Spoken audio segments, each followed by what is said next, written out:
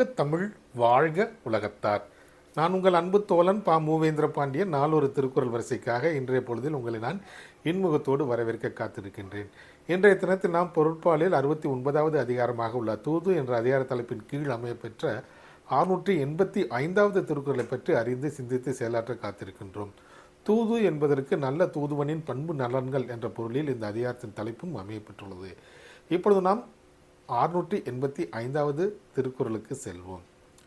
தொகச்சொல்லி தூவாத நீக்கி நகச்சொல்லி நன்றி பயப்பதாம் தூது. தொகச்சொல்லி தூவாத நீக்கி நகச்சொல்லி நன்றி பயப்பதாம் தூது.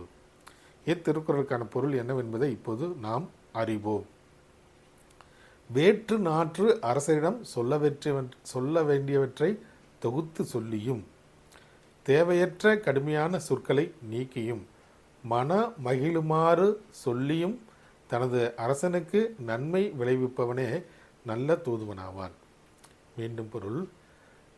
வேற்று நாற்று அரசரிடம் சொல்ல வேண்டியவற்றை தொகுத்து சொல்லியும் தேவையற்ற கடுமையான சொற்களை நீக்கியும் புன்னகை செய்யுமாறு சொல்லியும் தனது நாட்டு அரசனுக்கு நன்மை செய்பவனே சிறந்த தூதுவன் ஆவான். நன்றி, வணக்கம்.